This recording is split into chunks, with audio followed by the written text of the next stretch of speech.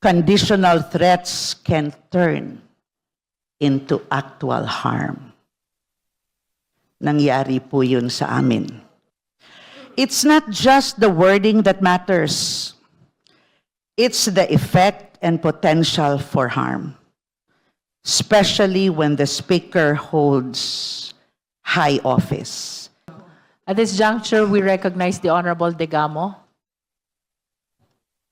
Yes, Madam Chair. I would like to speak from a personal experience.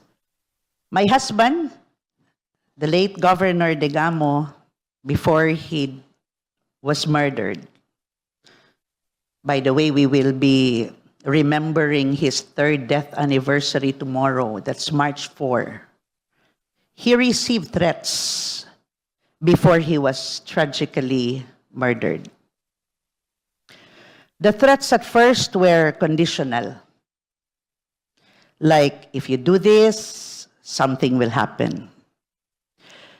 But then, even though they were conditional, the fear and intimidation they caused were very real. Conditional threats can turn into actual harm. Nangyari po yun sa amin. In the same way, when the VP reportedly made statements implying harm to the President, the First Lady, and the former Speaker, those statements are serious, even if phrased as conditional. Kasi words from someone in her position carry weight.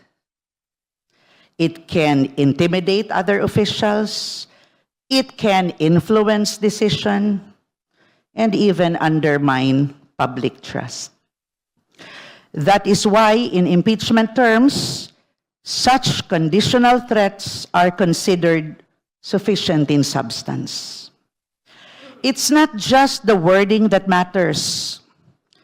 It's the effect and potential for harm, especially when the speaker holds high office. Just as in my family's experience, conditional threats really must be taken seriously. Gusto ko lang pong idagdag. The legal connection there talks about a threat does not have to be absolute or immediate to be serious. What matters is its potential impact, especially if the speaker holds power. Conditional threats can intimidate or coerce.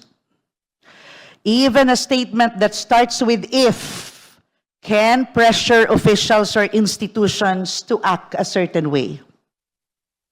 And high office makes it more serious.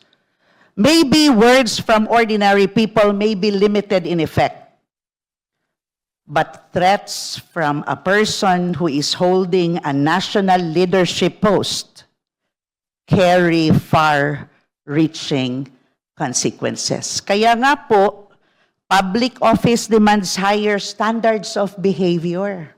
Yun yung nire-require sa atin.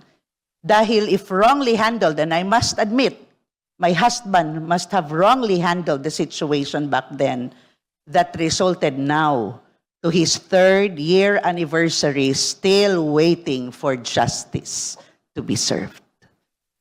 Yan lang po, Madam Chair. Thank you.